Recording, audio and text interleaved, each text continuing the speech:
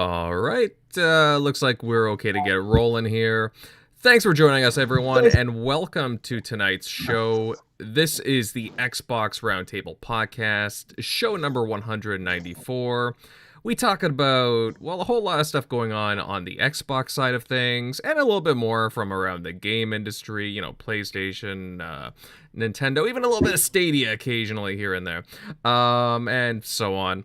I'm your host, Invader, and I'm excited to get into tonight's show. We certainly got, well, a few things to cover. 12 minutes just released over, a couple of days ago, and we'll talk about some of our impressions on the game. As well, there were some Halo mode delays, Halo Infinite. We will dive into that to get our opinions on all that matter, and a few other topics for sure. However, first, let me introduce everybody on the panel tonight, and I will start with Eric Shockley, buddy. Hey, how you been, bud? How's the move going for you? Yeah, just about to move in this week, but yeah, just making sure got everything packed up in order. Hoping the movers don't, damage my CRT that I play all my retro consoles on, because I live in Indy, so it's like hard to they're not as easy to come by as like if you live in some other parts of the US, like secondhand. Oh yeah. So it's like I'll definitely be watching them like a hawk as they're like, hey, you need help with that? Because they have to go down some stairs. And but yeah, other than that, I tried to get into some 12 minutes. Didn't get too much time into it, but I got some of the gist of where I think people will get to later. People's maybe some gripes with that. But other than that, I was trying to think if I was playing anything else this week, like leading up to that. Oh, I did play the Tales of Arise demo. Mm-hmm. Hyped for that. Definitely check that on Xbox. Check that out on the store, that demo. Really cool. Gave me a lot of vibes for anyone that's played the Final Fantasy VII Remake, because you can switch in between like the characters. So it's pretty cool. So definitely check that out. Graphically, it looks pretty sick. So definitely check that out. It's definitely a looker. All right, I might have to try that out. I mean, I'm going through 12 minutes as we speak. I put a few hours into that, but yeah. Even though I'm eating through my backlog slowly but surely, I'll have to give that a download. Let's see, moving down the list here. MLD, buddy, what you saying, brother? How you doing? Hey, good to be here. It's gonna be a good podcast, I'd say. Right now, it's been a busy gaming week for me. Been trying to plug away my backlog. I started Assassin's Creed Odyssey, starting into that. So, I mean, it's a pretty good game, pretty massive. I don't know, it's going to take me a while to play, but otherwise, Xbox, they're not making it easy for me to do the backlog here. I mean, they put Quake out there, so I actually spent the week just going through Quake. I just beat that game this week. I mean, it's a 90s game. It aged a little poorly, I'm not going to lie, but it was a nice little nostalgia trip. And then, of course, you got 12 minutes. I spent the week also playing that. Just recently beat it a few hours ago, so I'm looking forward to saying my non-spoiler impressions about the game. But yeah, just definitely a lot of games coming, and looking forward to Psychonauts 2 next week. Xbox is not making it easy for us. I'll say that. Yeah, we we got a lot to talk about, that's for sure, in the gaming scene. It's hey, that's no complaints on my end. Certainly no complaints. Oh yeah. Now, somebody on the panel you should talk to about Assassin's Creed Odyssey is Centurion. Hey, buddy, you can give MLD some tips on that game, right? Oh my God. I could give him some tips, but also we would need a little while. That game is so extensive. What'd you think when the map opened up and you saw exactly what you're getting yourself into? Oh, I got to the part where like I just got command of the ship. Okay. So you haven't really. Oh my God. So the world just opened up to me.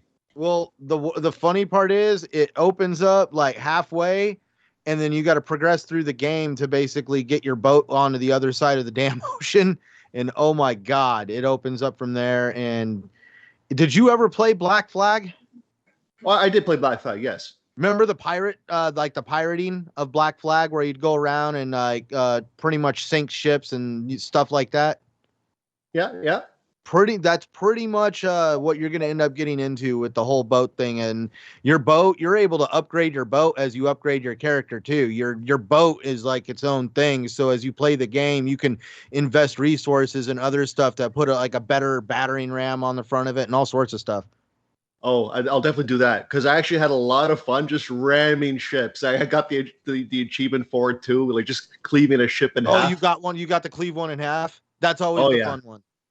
But wait until you go on the ones that are pretty much like the golden ones, where like won't get into it, but the guys eventually that like you got to go after. Some of these guys are some pretty high level characters, and the ships will have gold emblems on them and.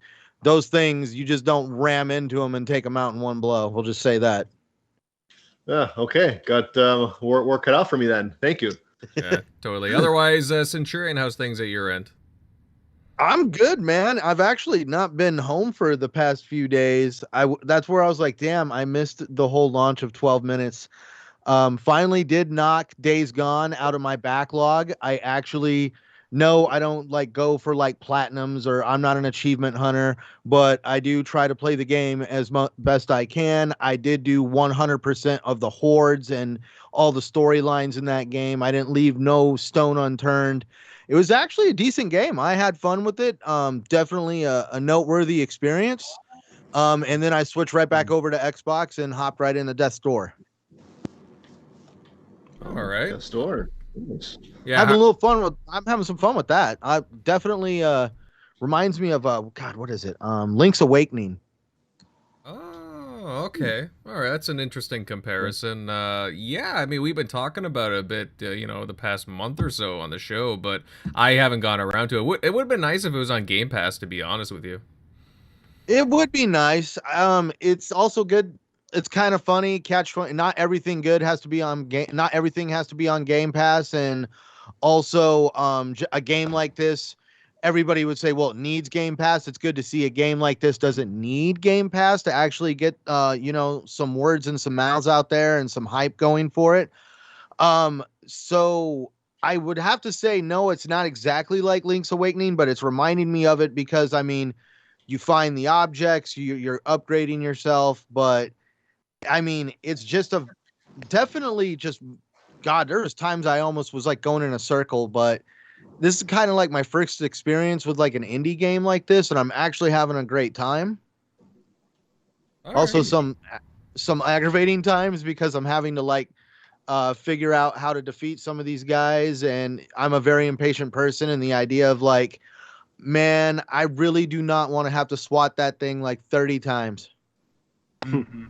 Yeah, it's funny that when that whole talk, even though it's not in Game Pass, I feel like it still caught some buzz from Game Pass because the reason why I kind of heard about it, other than people saying, "Hey, it's good, you should check it out," is that people were talking about it because they're like, "Oh, this is in Game Pass, right?" And it did feel like a game like, oh, did Microsoft? It just seemed like Microsoft was getting like all the indies in there. And so many tweets and people were talking about and kept it going, basically talking about, hey, I'm going to wait for this to come to Game Pass, or people, saying, hey, you should just buy it, So it felt like its name kept going and going because people were saying, see, this is what we're talking about. People aren't going to buy games. They're just going to wait for Game Pass. But in some sense, it's such a good game, and it was getting just word of mouth just for people arguing about it. That I feel like it actually caught some. And I think it was on the. It was promoted by Xbox on their. Oh yeah. It wasn't on sale, but they were giving you like an extra like I think 5,000 Microsoft points, or like, hey, check out. Some of them are on sale. Plus, if you buy this, we'll give you some rewards. Yeah, I think it sold like 100,000 copies without being on Game Pass, which is pretty insane for an indie developer. Yeah. And for the record, guys, I'm not saying that it needs Game Pass. Any indie game necessarily needs to be on Xbox Game Pass. I'm just saying because it was associated with Xbox. Yeah, because it was associated with Xbox, it was only coming out on there. Yeah, exactly. Oh, yeah, for sure. That's probably what it was. People were. That's weird that it was only on Game Pass, or not Game Pass, but only on Xbox and PC. but it didn't come to Game Pass. That is kind of odd. Mm-hmm. Yeah, but so I guess that's why I was kind of shocked, because I just heard people talking about it. It was like, oh, so this is a Game Pass, right? Because it's not on PlayStation. It seems everything's going there, especially indies. Mm-hmm. No, totally. You're absolutely right, my friend. And yeah, there's a lot of love for it in the chat from the looks of it. Great crowd tonight, by the way, guys.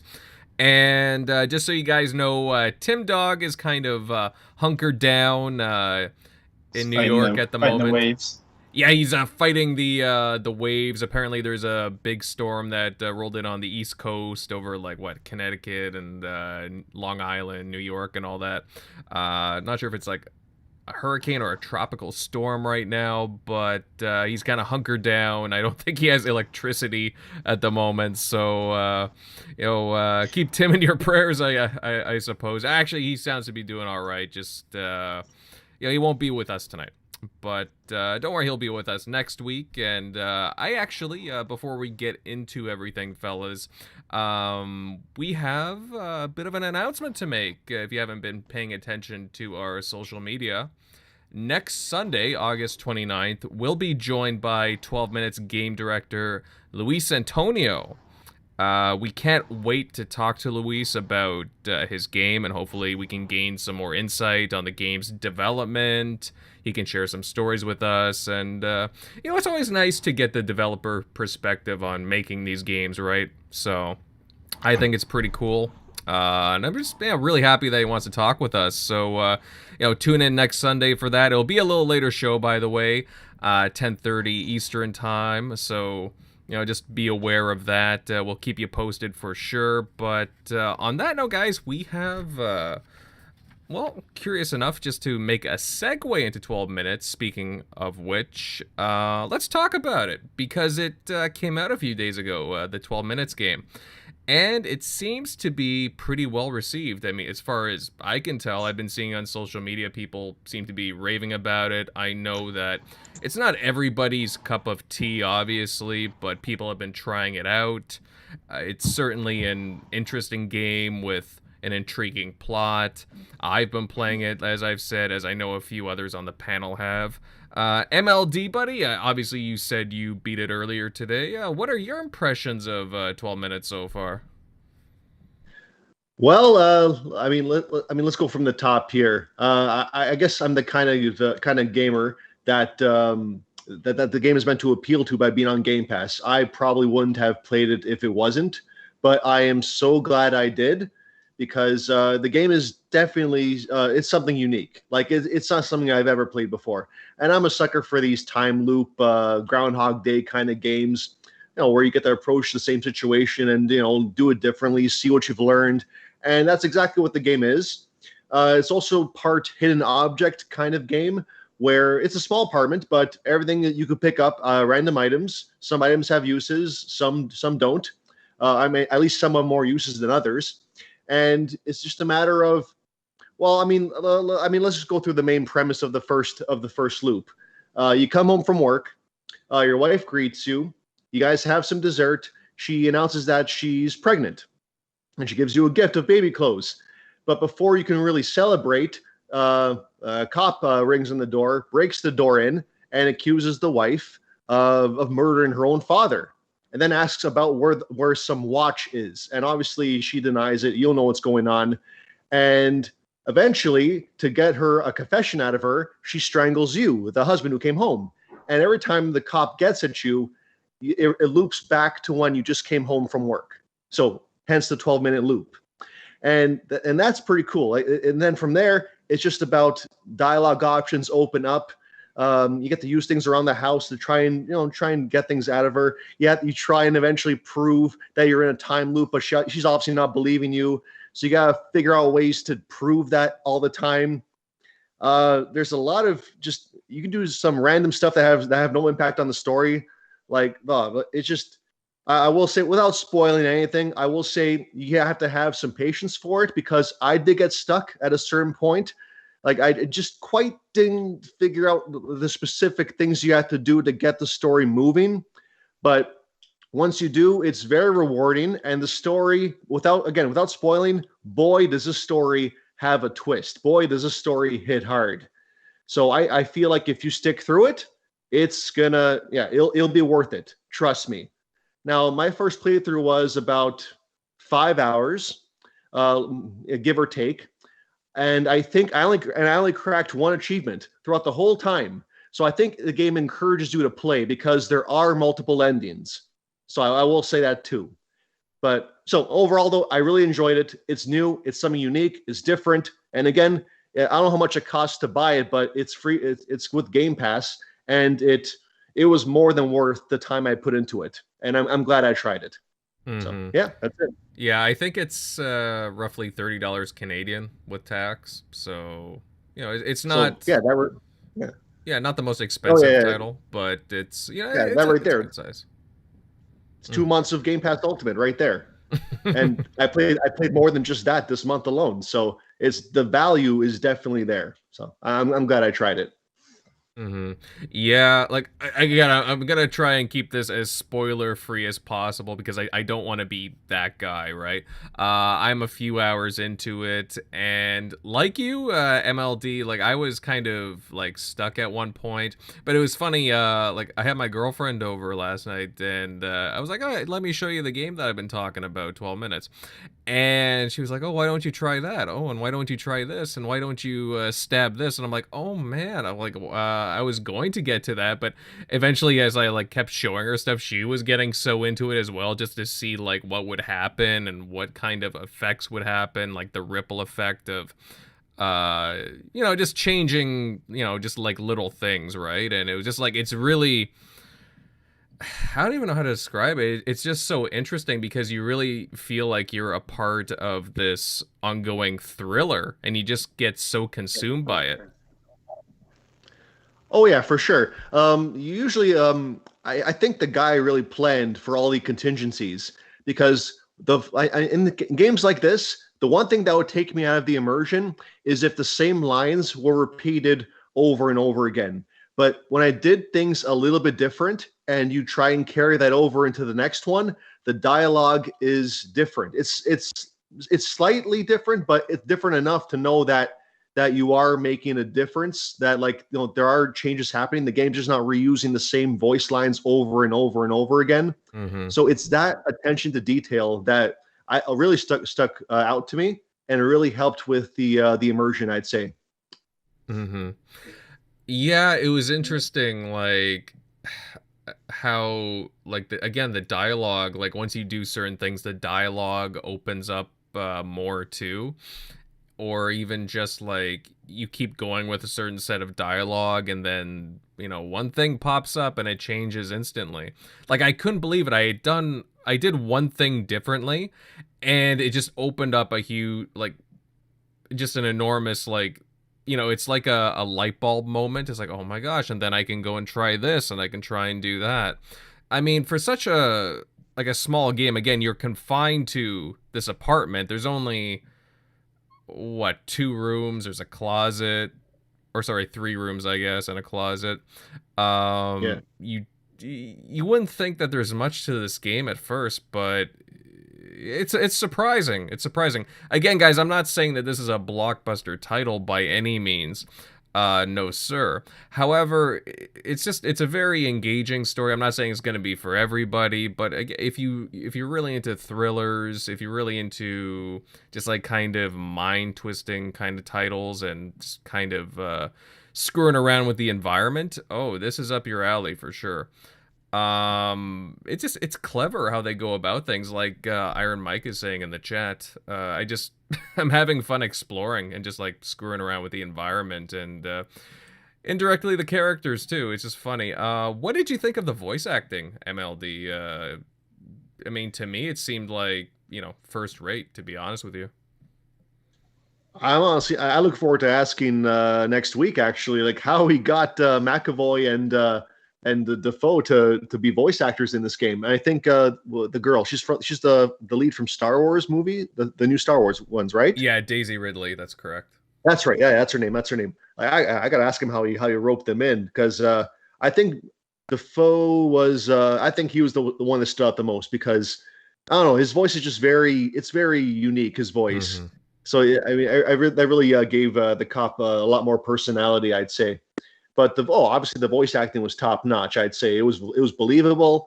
It's not like those, it's not like those games where, it was all phoned in. Like, these are people who, like, they really, you can tell they put emotion into this. It feels believable, which is exactly for a game of this small scale, and it's pushing the story. You got to have good voice acting, and at least in this regard, it's top notch. And the voice actors, again, like they're top notch too. So very impressive, very impressive.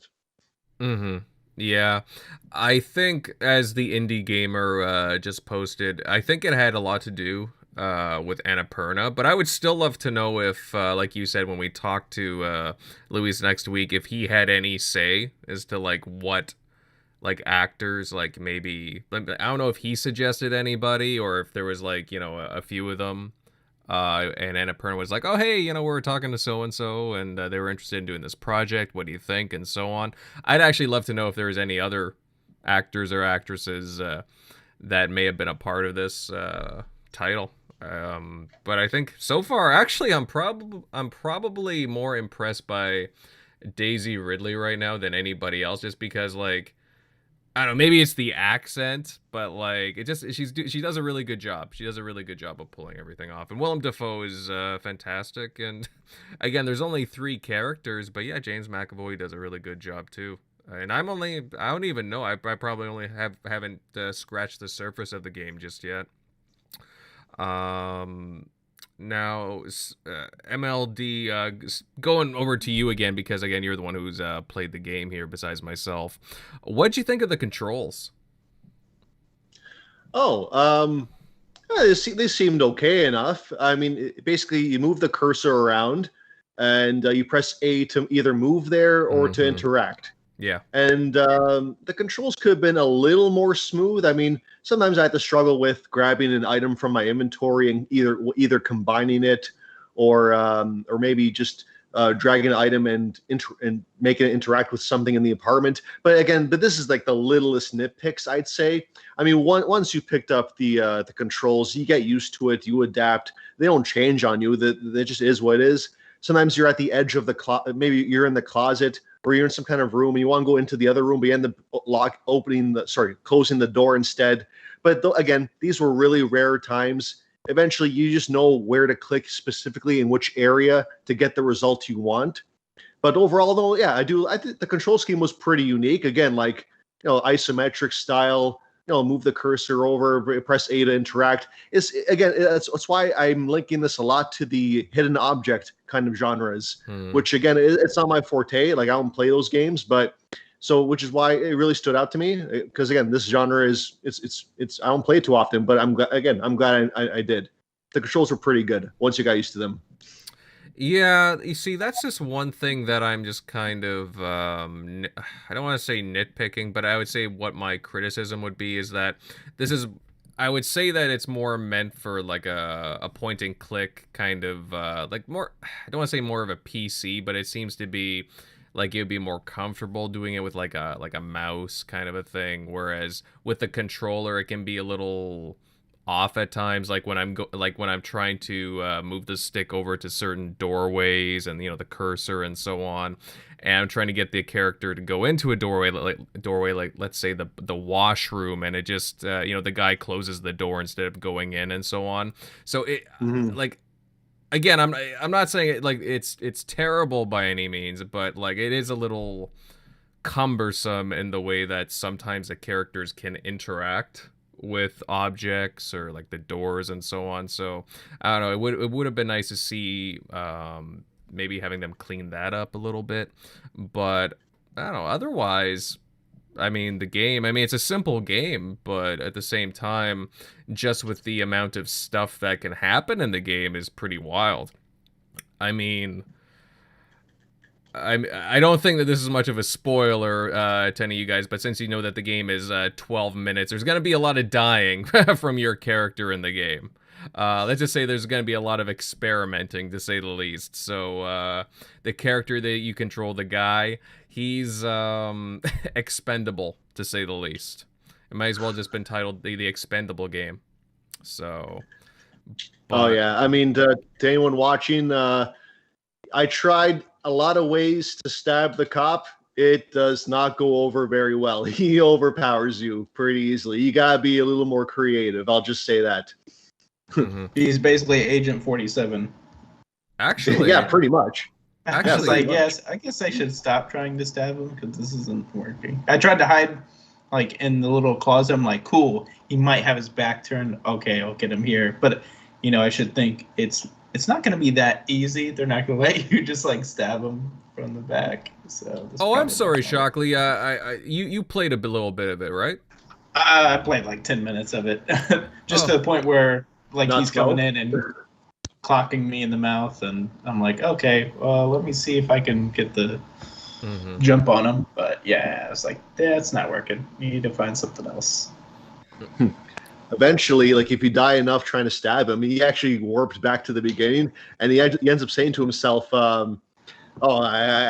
he's a strong guy. I can't fight him head on. It's like the game's trying to subtly tell you, do something different. Like it's not working. Yeah, I'm trying. Yeah. It's yeah. I mean, you have to use critical thinking, and it's interesting too because again, you're dealing with an environment. It's not like you're in a big house even. You're just in a tiny apartment and you only have so many rooms that you can go into. There's only so many objects that you can really interact with. But I tell you guys, there was so many moments where I was like, because again, I'm not going to spoil anything, but there was a moment where I tried doing something differently, and then the dialogue changed, and a new dialogue came up, and then it was like the character said something and suggested something. I was like, oh my gosh, you're kidding me. I had no idea that area was there, and I went to go look, and I'm like, oh my god, why didn't I look there? And I was just like kicking myself because I had sworn that I had looked around the entire apartment, and I had seen like every nook and cranny. So you're gonna feel stupid in a lot of ways when you're playing this game, but in a good way.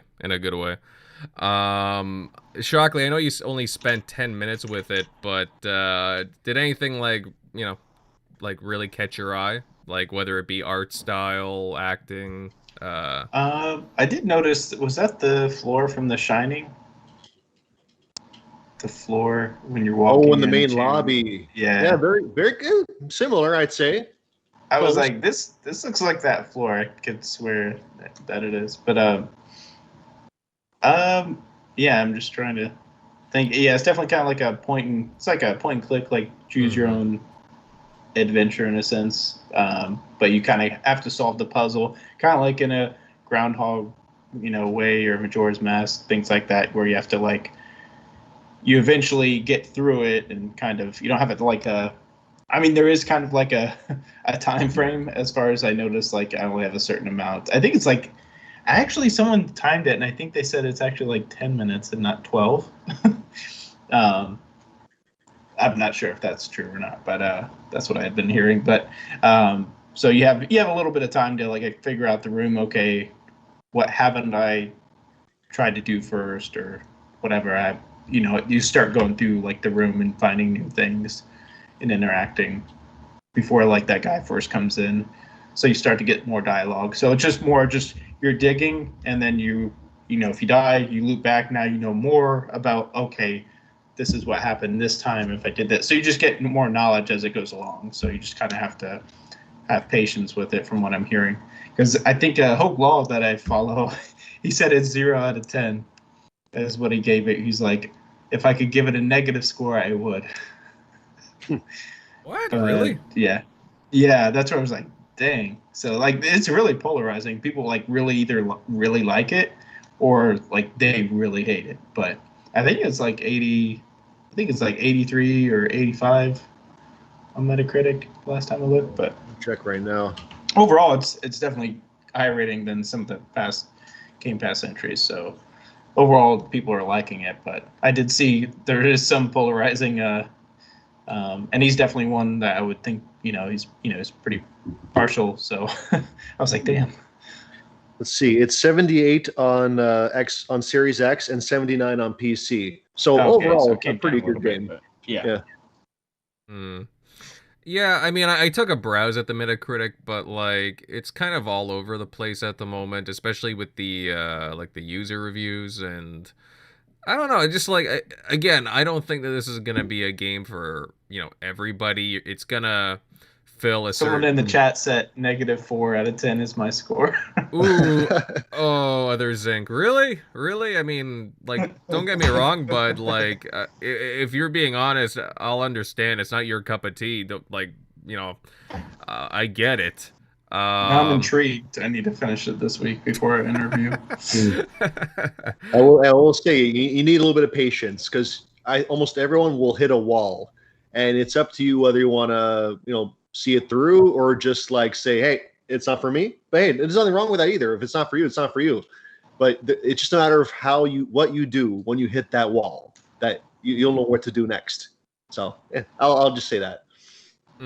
Yeah, it's just again, I was interested in this game since it first got announced, and that was I think going back to like 2017, if I'm not mistaken. But yeah, I mean, I genuinely like thrillers, and then like for the last couple of months, I was seeing some of the new promotions for it, some of the new artwork with Annapurna putting out that poster that said, oh, like comparing it to like The Shining and a few other movies, like just with how the story is kind of structured, and I'm enjoying it. I'll admit I kind of hit a wall after the first couple hours, but then I got into it. It's a cool game. It's a cool little game. Again, this isn't a big AAA title by any means, but it's doing some cool things, and it's very experimentative. And I would actually like to see like some spin-off, like some other types of games, like or some other creators like taking on this kind of a game too, this game style, and like just I don't know. I think it's cool. I think it's really cool. Centurion, I know you haven't gotten a chance to touch it yet, but so far, what are your impressions of the game? Have you seen like any streams or gameplay from it? What do you think of it so far? What do I think? I will be truthful. I haven't watched any streams. I'm always one of those people that are always worried if I watch anything, I'm going to see something that's going to ruin the experience for me.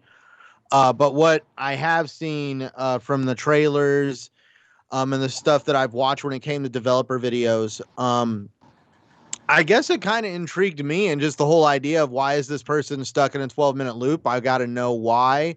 And to me, it's also, I guess, the challenge of figuring out the puzzle of getting the person through the experience. And then when I heard William Dafoe was in it, oh my God, dude, freaking William Dafoe. We're talking, on Boondock Saints, Spider-Man with Tobey Maguire played the Green Goblin. I mean, he's actually really he's a very awesome actor. And so when I heard that William Dafoe was doing a voice for the game, I just had to check it out. And like MLD said, he's a very recognizable voice. Right. I've been checking. It did not dawn on me today that, what was her name? Daisy Ridley? Daisy Ridley, yeah. Yeah, Daisy Ridley. Sorry, Daisy Ridley. I'm bad with names. Riddler. So I know, right? Think of Metroid Prime, and there you go. So I completely did not realize that was her. Like, I mean, no offense to her, I'm a big Star Wars fan. Like I said, I'm just horrible with names.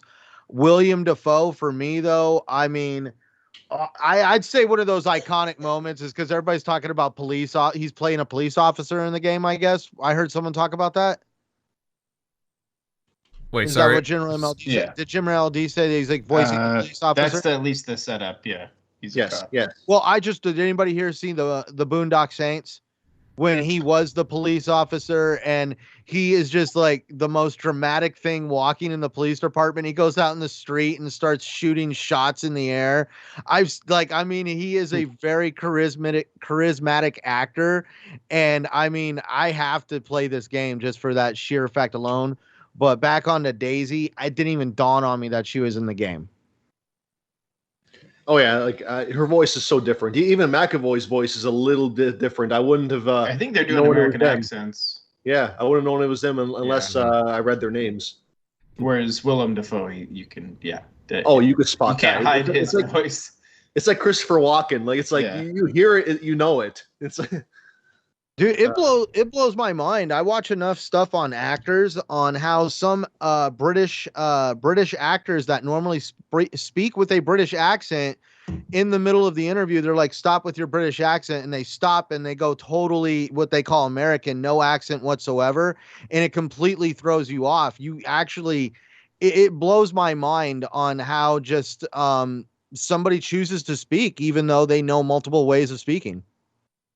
Mm-hmm. Yeah, it usually works that way where British actors can do American accents perfectly, and American accents or American actors can't do British accents. Well, for me, it threw me off watching some of the actors of The Walking Dead, the original cast of The Walking Dead.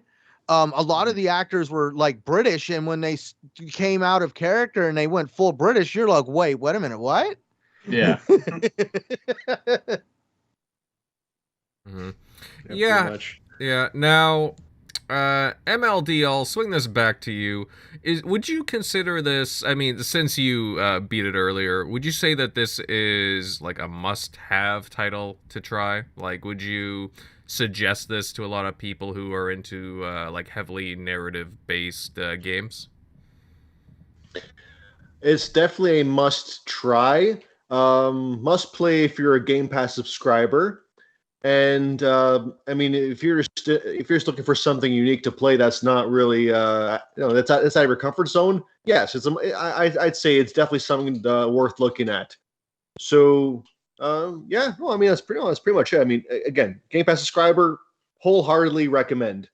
Non-Game Pass subscriber, maybe wait for it to be on sale for $30. It may be a little too much upfront for some people if it's not maybe their thing. So I can understand if people would wait, but it's definitely worth trying if you think it's up your alley. Yeah. Mm-hmm. Yeah. Yeah, I'll have to agree with you on that. Again, I'm only maybe 3-4 hours into it, but it's fun. I like it. It's up my alley, and I would just encourage anybody who, again, likes some experimental games, some thrillers, mysteries, and so on, strong narrative games. Hey, give it a shot. If you got Game Pass, give it a shot. But even for like, again, $30, it's not too bad. I would say it's worth it from what I played. So yeah, just watch a few videos of it. Obviously, we're talking some pretty good things about it. And hey, you know what? If you're even more interested in it than that, catch our show next week when we talk to the game director at 12 minutes. It's going to be a good show. I have a good feeling about it. And Luis seems like a really, really cool fella. So yeah, definitely catch us next week. I look forward to playing it, hopefully beating the game in the next couple of days if I have the time. But we'll see. But moving on, guys, to another bit of news. And we just had the QuakeCon this weekend. Now, last week we discussed some rumors that were swirling and popping up around the event. Well, we got an announcement. Well, actually a couple. But we got an announcement for Quake Remastered, an updated version of the original with a whole bunch of new add-ons and some other stuff. Shockley, buddy, what do you think about the Quake Remaster? Was this a nice little surprise? Yeah, it's definitely. It was nice to see those games because I don't think I had played some of the Unreal games, but I don't believe I played Quake back in that. I think it was like the PS2 era. I didn't have my PC. Knew a lot of friends that would bring all their PCs over to each other's house and play Counter-Strike and all that. But yeah, it wasn't big Quake back then, but it's cool to see it there now, similar to how they brought Doom 64 and remastered that. So definitely going to check that out, especially because I think that's going into Game Pass Day 1 too, since it's a Bethesda game. Mm-hmm. Yeah. So that would be cool to check out. I don't see a problem with it going to other platforms. It's again kind of like legacy content. I would pretty sure the next like actual, next gen modern like Quake, more than likely be exclusive. So putting legacy content makes sense to kind of build up the base or the hype, just to see who's still interested. And then kind of like moving on to some of the other announcements with the what was it, Skyrim re-releasing for I don't know how many times this is now, but Yeah. anniversary edition. It is kind of odd. The cool thing is that Game Pass members and people that actually already own a copy of like the remastered version are getting the next gen upgrade.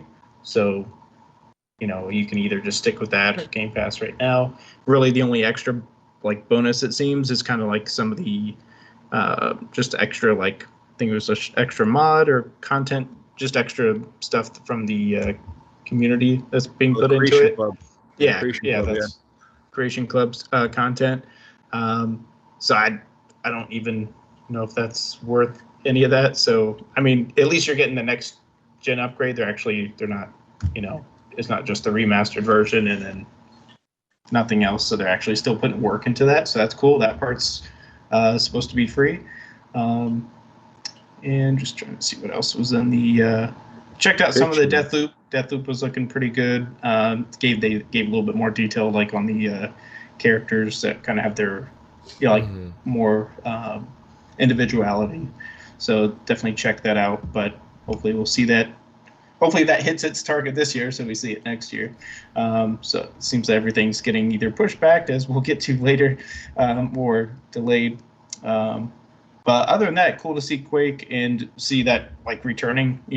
Before, recent talks, you would have thought that was just kind of like a dead IP. I know they had like talk about it like mid this gen, and that didn't seem to go, anywhere from when they first kind of like, hey, we're bringing back Quake, and then I don't even remember what happened, if they did a somewhat version or something, or they just announced they were making maybe one, from whatever I remember. So it just seems like we haven't had that game in forever. So it'd be cool to see that coming back, since we're probably never going to get an Unreal game again, since Unreal is going to be just making Fortnite for the rest of its life.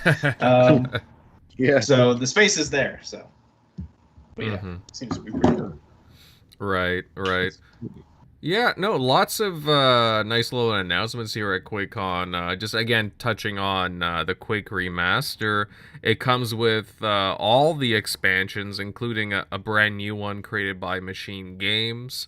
There's going to be mod support, crossplay, and it just overall, it seems like a nice package. As you said, Shockley, it's all across different consoles, whether it be Nintendo Switch, PlayStation 4, 5, I believe, as well, and of course Xbox.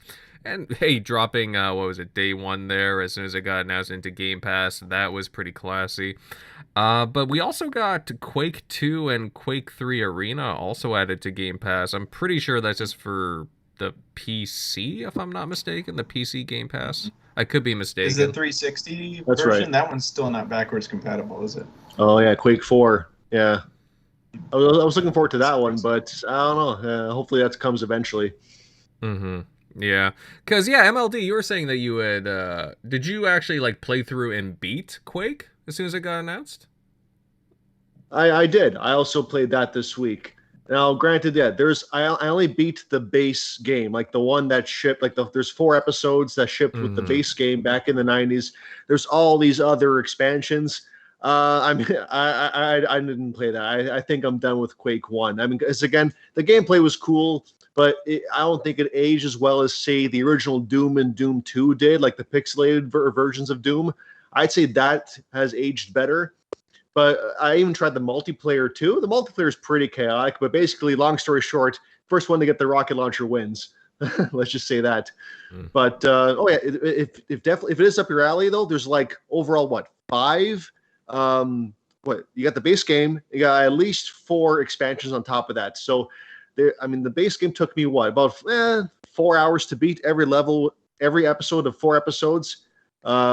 Levels were like 10 minutes long or around that, more or less. So I beat the game in 5 hours, the base game. So it was fun.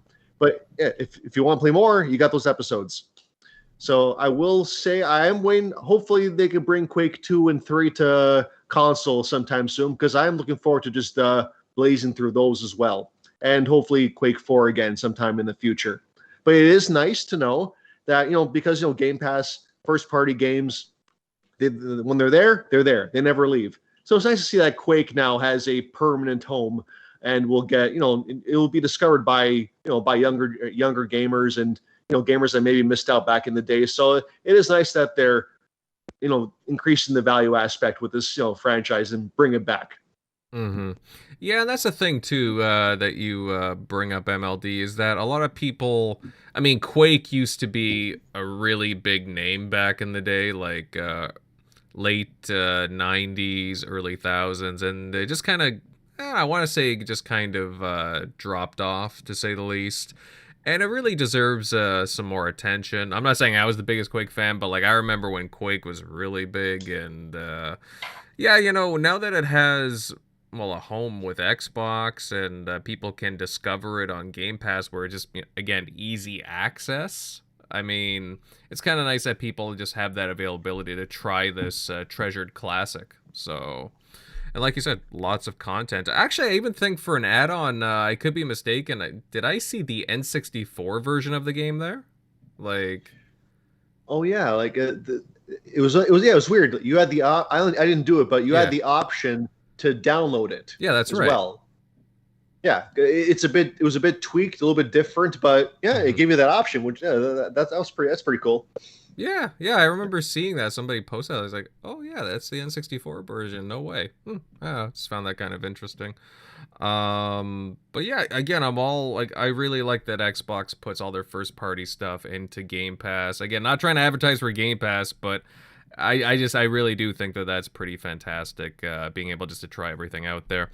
Deathloop, yeah, Shockley touched on Deathloop as well. There was a bit of a deep dive into the multiplayer, which, yeah, and a little bit of talk about the characters too, as he said. Is anybody interested here in picking up Deathloop? I know it's got a year timed exclusivity with PlayStation. It comes out September 14th, if I'm not mistaken. So a few weeks from now. I don't think there's going to be any more delays. I think that this is a really cool title. I actually really want to play this. Anybody else here interested in it? I'll bite on that and say I am. I am. When it comes to Xbox, I'm playing it. Yeah. So okay, MLD's gonna probably pick wait. it up for PlayStation and check it out. Oh. See, I'm very curious you're on funny. this game. I don't know. I'm curious. I like to get used out of my PlayStation, check it out, see, what all the hype is about. I mean, I enjoy playing Godfall. A lot of people want to have that in discussion on exactly, Godfall not really being a great game, but I had a blast playing it. Right. Yeah, that's right. We had a discussion when we were playing Vermintide the other night, right, about Godfall. And yeah, I mean, it looks like visually it looks like a pretty cool game. Visually great game. I compared it to Destiny, basically, a lot of eye candy, but no flavor. But luckily, with a new update, I got to get it. Godfall just got its first DLC, and a lot of the reviews I'm getting or that I'm seeing are this is basically the flavor to all that eye candy. They're finally really starting to put some content into the game. One of the characters that was actually in, I guess you could say, like, it's like a room that you go into before you even start missions in Godfall. And there's a character in there who actually had no rhyme or reason to this room, really. He just kind of stood around and like filled space. And now they're using him to actually be like a shopkeeper or a merchant now. So they're definitely starting to implement things into the game to kind of further. I'm curious on if it's ever going to go anywhere other than PlayStation. No, it's time exclusive, right? Isn't it supposed to be up sometime this year? I don't know. We're technically, let me see. So the game came out about, we'll just say around December time. I've not heard any words about it going anywhere. I I definitely think that there'd be a lot. If you're into hack and slash, definitely Godfall completely. For me, it worked, but I'm also not like normal people. Oh, well, we'll keep an eye out for it if it ever comes to Xbox, which hopefully should be later this year. Hopefully. Yeah. See what the fuck is all about. Yeah, we'll get some news on that for sure. But yeah, Deathloop looks cool. The multiplayer kind of caught my eye. I think I'm gonna wait, like MLD, for it to come on to Xbox. Game Pass, obviously. But again, I fault nobody for wanting to play it on PlayStation. Like, if you're really, really jamming to play it, then by all means go for it. It does look like a cool game. I'm intrigued by the storyline. I'm gonna watch some videos on it before. I'm not gonna like go out and get it day one. I'm definitely gonna watch videos on it to see what the story is about, and I'm just gonna be absolutely blunt. Look, come on, the game's gonna come out roughly around I believe isn't it come out in October, or did they delay it again? No, it's September. I believe. So all I'm gonna say is we got Black Friday coming up, which I guarantee you the game would be about $40. There you go. Oh, so like if you just wait till November. That's what I mean. I'm gonna watch some video. I'm gonna wait till about November, watch some videos on it. Because like, no offense to anybody, but man, it's an all multiplayer game. I just want to sit back and also make sure it works. Kind of thing. Oh yeah, there'll probably be a patch or two in the meantime. So yeah, I think it'll benefit you to wait. Yeah, so that's why I'm gonna at least wait till November, watch some videos on it, see if it's work. Because I'm intrigued by the story. Like when I was watching the developer video talking about how technically it's this, like how like there's how one character has one shot and the other character has 3 lives, and it just seems very like a very, very interesting concept of a game, and I just want to kind of know more about it. Oh yeah, it definitely has some Dishonored vibes though, which is pretty cool. Considering I don't think we're going to see another Dishonored game anytime soon, so this is a nice substitute, but with a twist. Yeah, I totally agree on that. And yeah, because Arcane, they definitely do some very experimental stuff. I mean, you look at the stuff that they did with Prey as well. Talented studio. Certainly a talented studio there. And then we had, we had, as Shockley touched on earlier as well, Skyrim got an announcement with the Skyrim Anniversary Edition. Again, Skyrim is just one of those titles that you're probably always going to see some kind of update for every couple of years with all the DLC and enhancements and so on. But there was a bit of a confusion, I guess you could say, for this edition, because they were putting out something where, everybody who either has the game or has Xbox Game Pass gets like the all the enhanced stuff. But then with the Anniversary Edition, you get like the mod. You're basically paying for the mod support and like a couple of other goodies, if I'm not mistaken. So there was a bit of confusion there, I know. But I don't know. Are any of you guys interested in picking up Skyrim Anniversary? Me, no. I played it. I played it pretty good. I played it how I wanted to play it. I'm not the kind of guy who would keep rebuying it. Again, I'm not bashing those who are. There are some who are really invested in the game. So hey, more power to you. And well, the RI, and the one thing that I think we didn't talk about before, the one feature that makes let me put it this way, the one thing that people do in Zelda games that. Fishing. Yeah, the fishing. I don't know how deep they're gonna make that mechanic, if they're gonna introduce all these different types of fish into the game. But I feel like it's things like that makes gamers go crazy in open world games. I don't know what it is, but the idea of fishing in an open world game just makes gamers just want to play it. So we'll see how popular the fishing aspect is. I'll be honest, I mean, I did play Skyrim back when it first came out. It's been a while. I really enjoyed the game, but I could have sworn fishing was already in there. Honestly, when people were saying fishing was getting added, I was like, oh, okay. But it's been a while for me. But that's cool. That's cool. But overall, guys, I mean, again, this is the first QuakeCon with like Xbox, like kind of, overseeing it, and overall, I mean, pretty successful. I would say, the Quake Remaster, a couple of other things, like, I thought it was pretty cool. And it's nice to see that Xbox like has like a few more events, right? Like, QuakeCon, again, it's all Xbox properties, right? So it's nice to see them being able to spread out some announcements over time rather than just like E3. So I thought it was pretty cool. I liked it overall. And it seems like a few other people did in the chat too, guys. Again, great to see you guys here. If you guys, are enjoying the show, share it out and share it over your favorite social media platform, and just get the word that we're live right now. All right, and I think on that note, guys, we're gonna move over from QuakeCon news to, well, I'll say it's a pretty hot topic of discussion over the last couple of days, and judging by the title, I think everybody knows what I'm talking about. And in a developer update, 343 Industries confirmed that it's delayed 2 modes in order to meet the game's deadline. These modes being Forge and Campaign Co-op. Co-op is getting bumped to Season 2, and Forge seems to be bumped to Season 3, from what I'm to understand. Now, needless to say, it's been a bit polarizing to sections of the Halo fan base.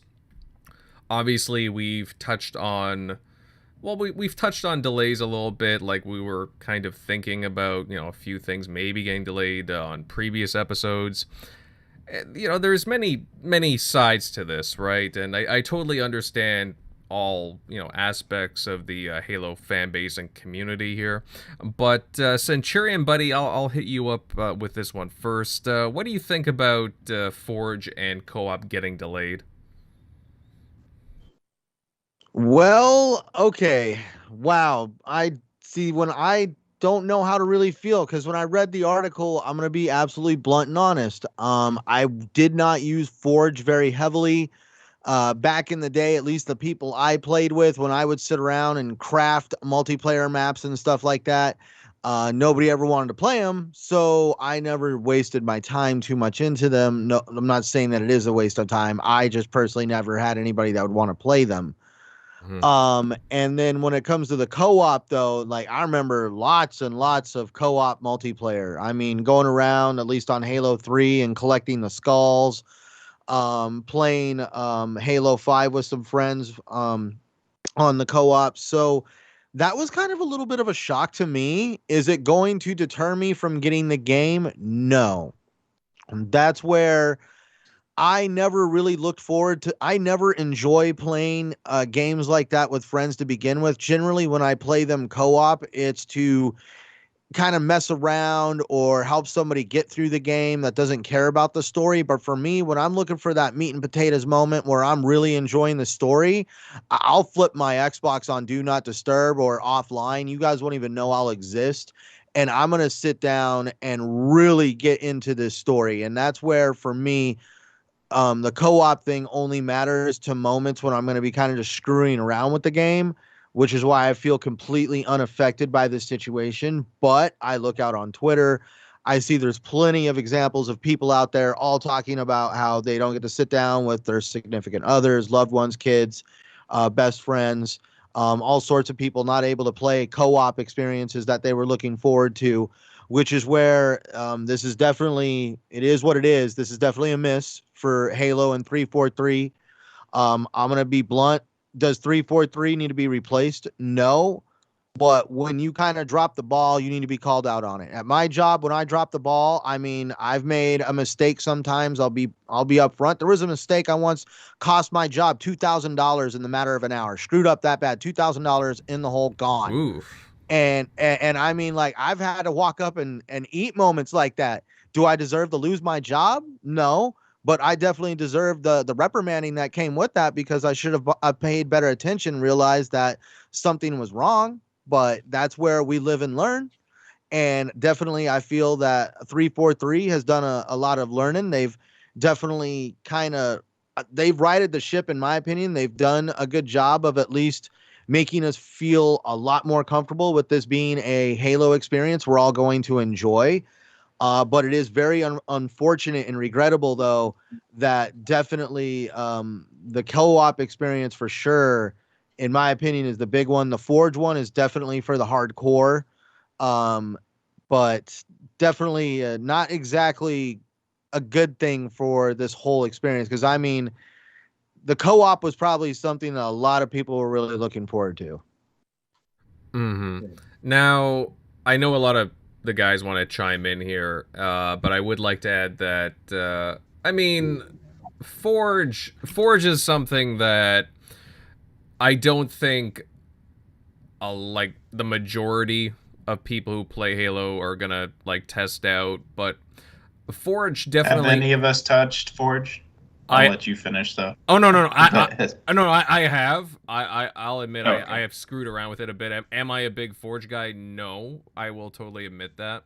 But I like screwing around with it, and I've had a lot of fun in custom games and just seeing like it, like that's where it thrives. All those custom games with Forge.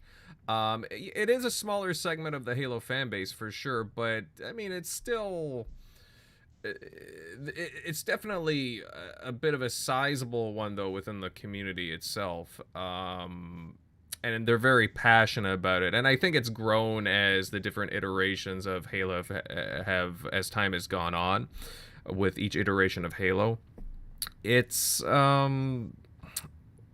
and I would say that, like, you know, as I'm saying that, like, campaign co-op, like, or just co-op in general, I think affects maybe a larger proportion of people, since that has been included in, well, the majority of Halo games, if I'm not mistaken.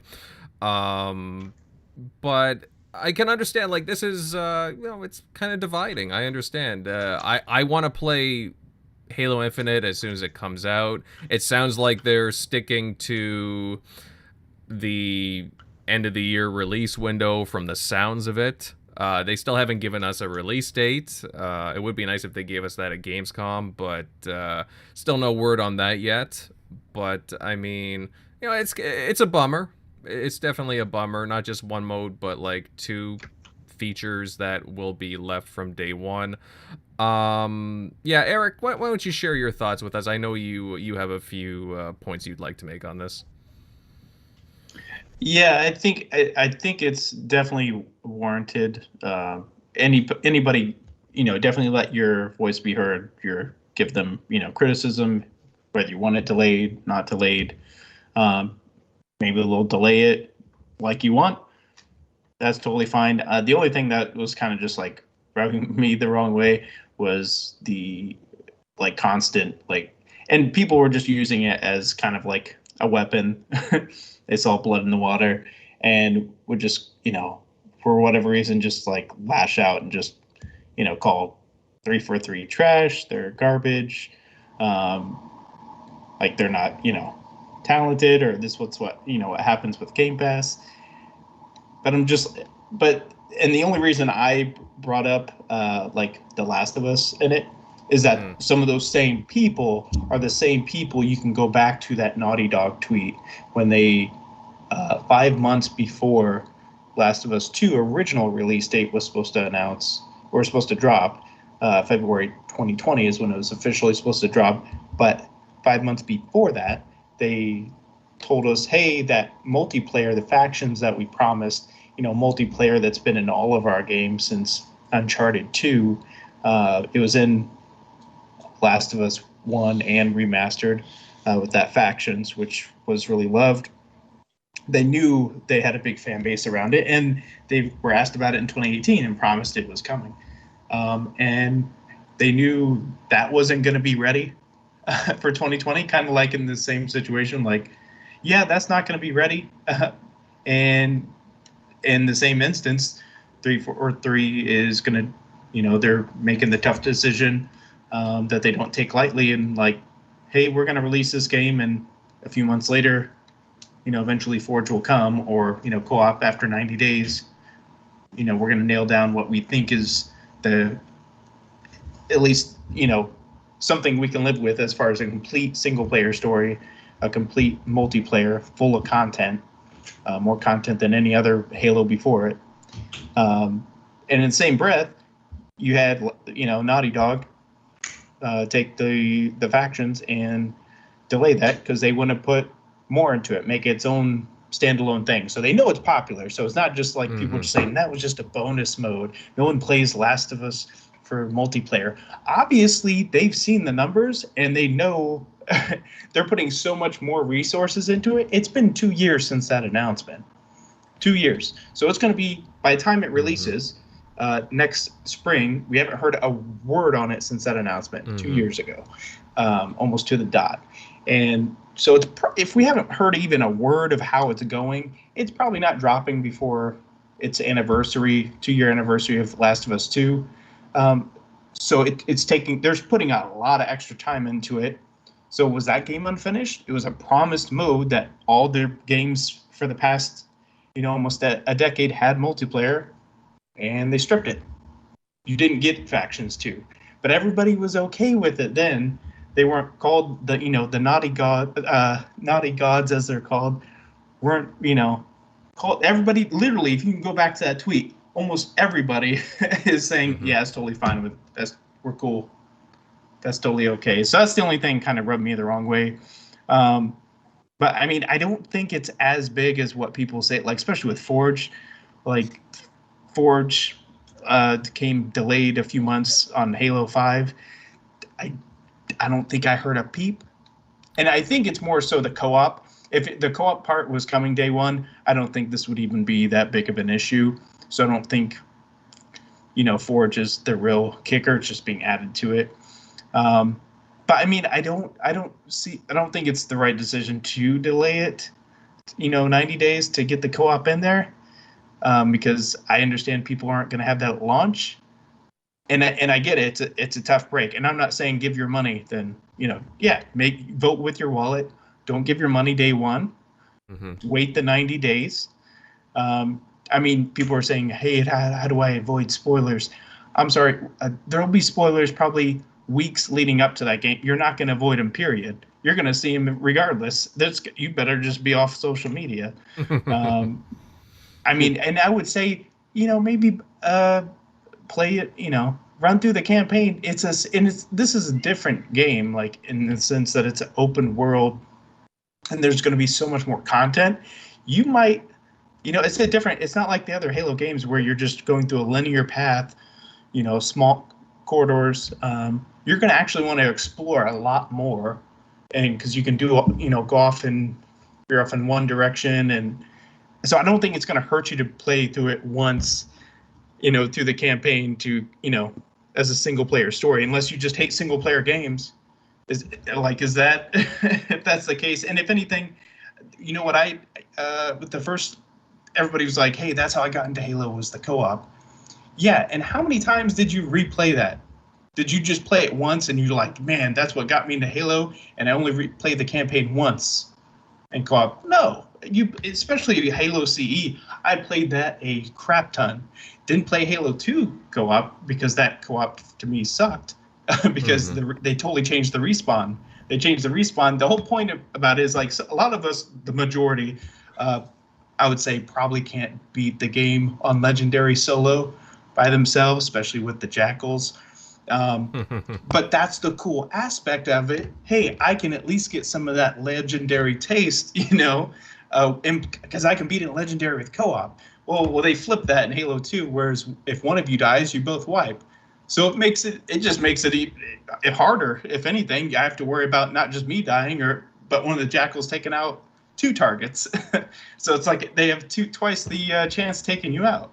Right. So if anything, it completely ruined the co-op. I put in thousands of hours in the first CE Halo or Combat Evolved co-op. Put 0 hours into a Halo 2. But they had that, all these extra multiplayer modes that weren't in the first one, so no one, people had small gripes, so they don't really care.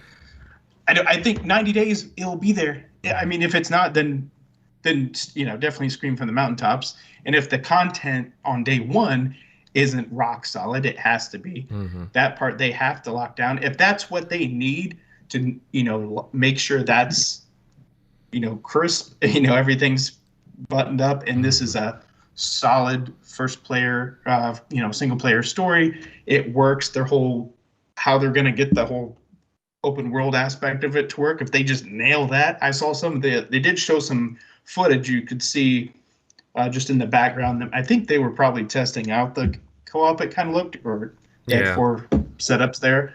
But that kind of seemed cool with them just traversing. You can hit the grapple on the ground to like boost you in the air. That kind of seemed cool. So if they nail, and there's a ton of content they're giving in this multiplayer as well. People are totally missing that. So if these are two both rock solid, and this is, a high 80s, 90 plus Metacritic, and you have to just wait 90 days for co-op, I think that's the right decision. I mean, that makes sense. They can't miss 2 holidays with the next gen. I get most of them are sold out, but just it's the optics of it. You think the optics are bad of just them missing the co-op?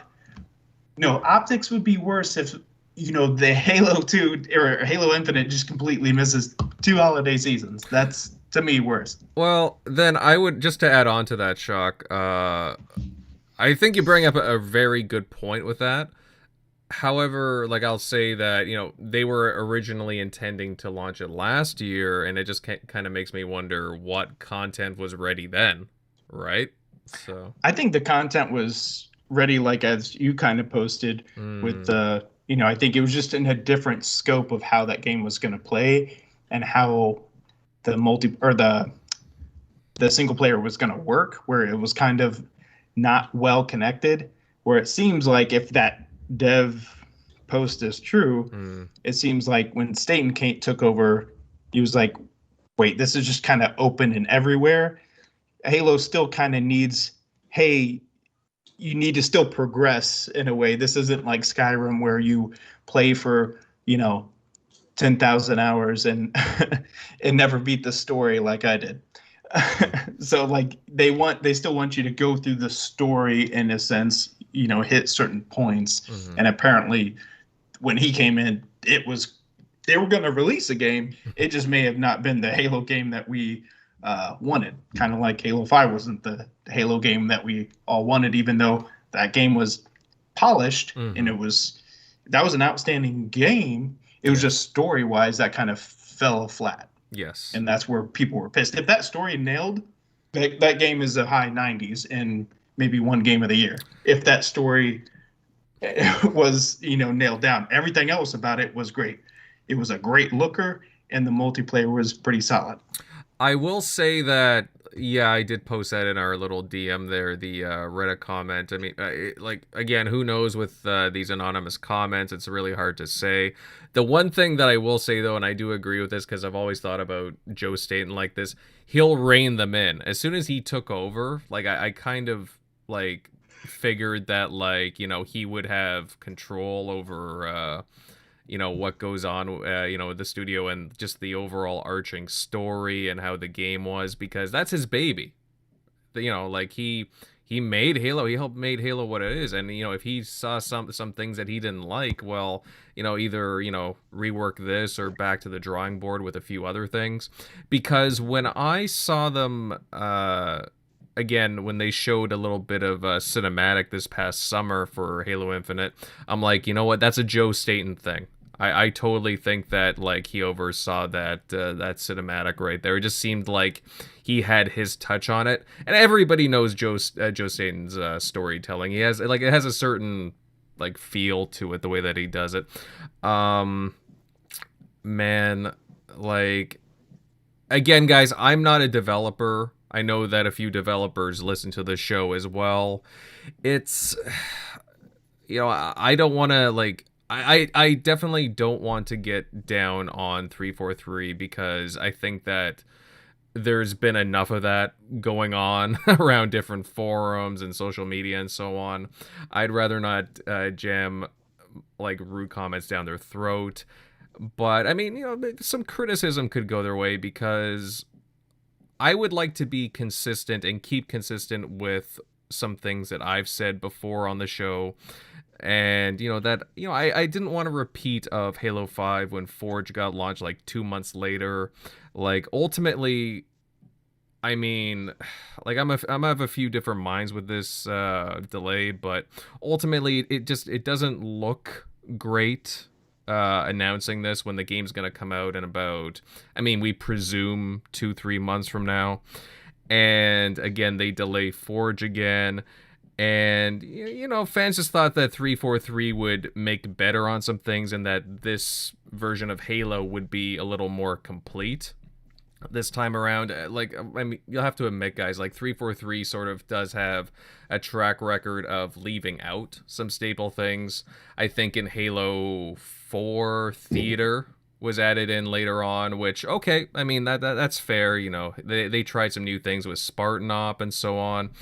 Halo 5, Forge was left out, and they had to go back to the drawing board with a few things such as emblems.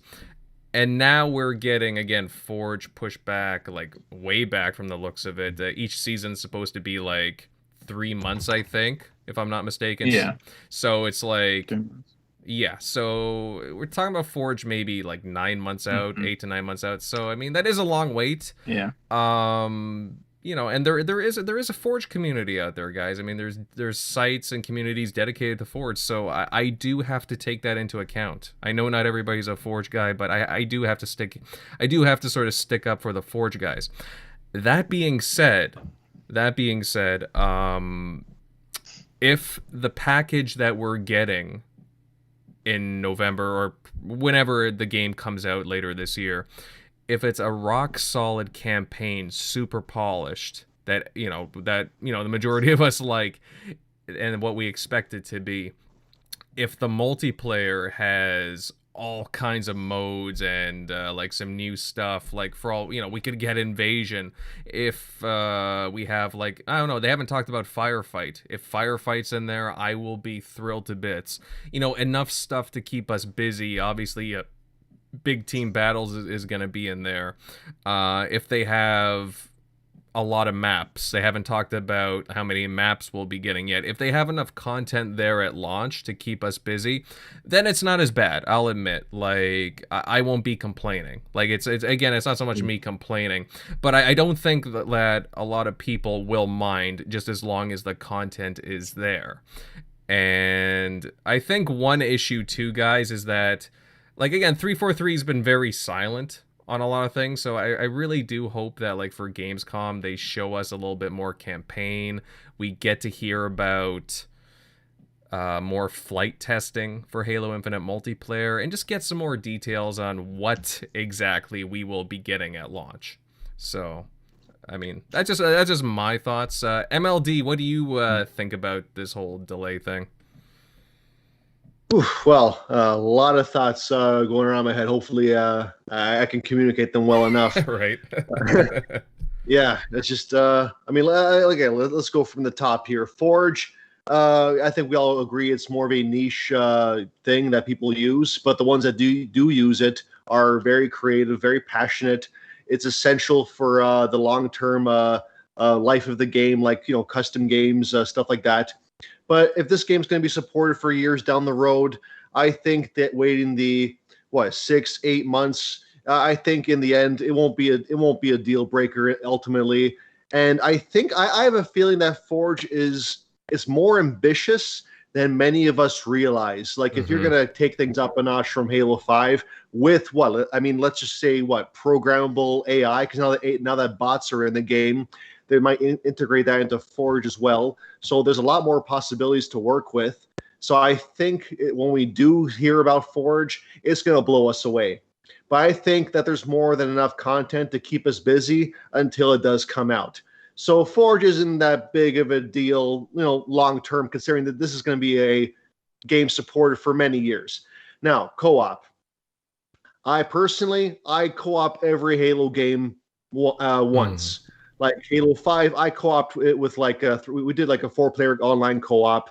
So I mean, I definitely have. I got a buddy that wanted to play with me for Infinite, and he's obviously he's bummed out too. But I always plan to play Halo Infinite single player, like play it on my own pace, get immersed. Play it how I want to play it, and the plan was always to return later with co-op, because in my opinion, co-op has always been a thing to mess around with friends. It's not really about the game, about the story. It's about just, messing around, having a good time, and just creating memories with your friends. And I think overall, people will have to wait 3 months to play it. That's not that big a thing, but a lot of people, they want to play it off the bat. So I'm trying to take myself out of my own perspective here and think about those people that play co-op day one. So for them, it is what it is. But I don't think that's reason enough to delay the entire package, because the meat of the game has always been campaign and especially multiplayer. PvP is where the vast majority of Halo players spend their time. And based on the technical tests, the multiplayer gameplay looks pretty solid. Like they solved the sprint debate. I didn't think that would happen, but they somehow did it. So I mean, the gameplay looks solid. The campaign, the story. I mean, my biggest complaint with Halo 5 was the story direction. I think it could have been a little bit better, the writing, whatever. But from what we're seeing with the cutscenes, they learned their lessons. Like, Chief isn't talking as much. It's all about that less is more. How he's flying, how he was flying through space, like being careful with handling the dead Marine bodies. Yeah. It's like things like that where the atmosphere tells the story rather than Chief's actual words. So it seems like I'm almost completely certain the story will be better. So in my opinion, the multiplayer gameplay is not divisive anymore. There's no loot boxes. The campaign, it's more open world and ambitious. The story is almost completely going to be better. So I feel like those are the reasons to keep the game on track for this holiday season. If those were busted, then we got a problem on our hands. Then I would seriously consider delaying the game. But I also read that Reddit post. I think Staten coming on was the best thing that could have happened if he saw the campaign and he righted the ship. Like he did his tweaks, he shuffled some things around. I mean, I don't know if this Reddit post was like completely accurate, but even just speculating, the idea that he comes in, he knows what he's doing, he knows what he's talking about. Hey, Halo's his baby. Like any changes he made are for the better. That much, I think we can all agree on that. So overall, though, I think the main negative from all this is that I think the delayed co-op in Forge, I guess it just shattered the illusion that Halo. The Halo was it was making a grand comeback. Like the Craig days are behind us. That the game was like going to really launch like perfect, and now it won't launch perfect. But I think emotions are high. Gamers on the internet, they will type in the first emotional response that comes to their head. I feel like in a month from now, I feel like a lot of tempers will be cooled down. People will adjust. People will adapt. And I think overall, people will realize it is what it is. It's not ideal, but a proper campaign and multiplayer being there day one, if it's rock solid, I think that's really all Halo fans could really, really want. Is that because Halo 4, the general consensus was that the single player was great, the multiplayer wasn't. Halo 5, the multiplayer was great, but the single player wasn't. This might be the first Halo game under 343 that nails them both. And if that means we got to wait 3 months for co-op, I'd say that's a price I would personally gladly pay, because I think that's the one thing that 343 really needs to do as a studio. They just have trouble meeting deadlines. But if they could nail what's in the game, the core game, if they finally nail that formula, it's still worth playing this holiday. And I can't wait to play it. So that's my take. And I love that, like when people were saying like, yeah, COVID, COVID shouldn't matter. What about all those other years where they didn't have COVID? Well, this game's probably only been in development for just a few years, because they were building up that slip slice engine that they're using now. So I don't know how much of that split of 6 years, because they did have a lot of content after 5. So who knows actually how much of that time was in development. Oh, yeah. But you have to look at it. Sony just delayed 3 games. Like, we haven't even seen a glimpse of God of War that they said was supposed to be on track this year. That got pushed a whole nother year. GT7, how long does it take them to make a GT game? But that's going back another year. Same thing with Horizon. Horizon's going to hit 5 years since the last one. So like everything's getting pushed back. Ghostwire Tokyo, Deathloop got pushed back a few months. Like everything's getting delayed. Like it's like we haven't heard about Crossfire X. Remedy's pretty much probably delayed that. That's probably not coming this year, and it was supposed to drop last December. So it's not. So people thinking like their like 343 is completely incompetent and can't make a game to save their life. Like that notion is just like batshit crazy to me. Like they are trying to make like one of the most like they're actually trying to give us the vision that Halo CE was. Like when you were dropped on that ring and you were like, whoa, I'm on this giant ring when it was, you know, much smaller maps especially when you go back to it, you know, in today's day. But they're trying to bring that whole vision to fruition. Like you're on this giant ring and that's their goal with this is over, you know, the 10 years, they're going to keep building and building out that ring where you're going to have this massive thing to explore and go around. So they're actually like trying to switch it up and not just make it, hey, you're just in this super linear, you know, first person shooter like all the others have been. So they're trying to do something and change it up, as well as trying to find the middle ground between more of the old, you know, guard and the new guard with the Halo crowd, trying to meld both of those together. So they're fighting a lot of different wars here. So, I mean, if they nail both of those things, and all we're talking about is a Forge tool, which they're saying is supposed to be way more advanced than just some map editor that, you know, that we've had before. And if they nail down that 4-person co-op, that's going to be able to be, you know, saving correctly. That's I guess, where it's kind of buggy right now, apparently, is getting that all to work. But not because everybody was like, well, in, you know, Borderlands or some other games, you could do co-op. So I don't see how they can't do it. Well, they're also trying to give you a challenge. So they don't want to just someone made the comparison with Diablo. No, Diablo, I'm dead. I can go respawn. I'm not like, but that's not how they want it to work in Halo. You don't want to just like, hey, I died. I'm just going to go respawn over here. No, you want you still want your team to wipe eventually. Like, hey, if three of us went down and there's still one of us left, I don't want just the rest of my team to respawn immediately. That will take out any challenge. They want you to be able to, what's far enough for me to get away from like danger to where I can actually respawn my team. So that's where they were kind of trying to get that nailed down and that not to be buggy and it to work the way they want it to. But I mean, if they nail down these two things, that's going to be huge because it's going to be something fresh that we, you know, and that's, we don't say those words very often with Halo in like Gears, like bringing it back something fresh to the franchise. Like if they nail down these two things and all we're talking about is just a 90-day wait for co-op and then just 90 more days just for the tool editor, like there's going to be so much content in the multiplayer space and so much of player base. It's going to be free to play. You're going to have so many people jumping on that don't want to spend the money on Battlefield to buy a $70 multiplayer only game, or, you know, COD for that matter, because they don't want to play World War II again. So you're going to see a huge crowd jumping into this. I was already want to jump in, Shockley, and say that even missing co-op and Forge, we're still getting the blockbuster game of the year. And that's up against, like you said, we got Battlefield 2048 with the removal of the multiplayer campaign. Oh, look, you can't co-op there. You can't co-op a campaign because there is no campaign. Let's see. Look, Call of Duty Vanguard. Yeah, I feel bad for anybody who didn't want to go back to World War II. That blew my mind. That really blew my mind.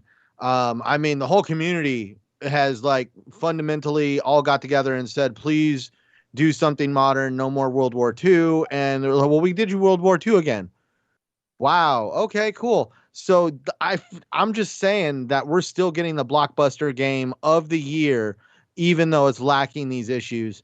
And I'm also saying I didn't see as many news articles and people huffing and puffing about the removal of the campaign in 2048, as more people are talking about the removal of co-op in Halo.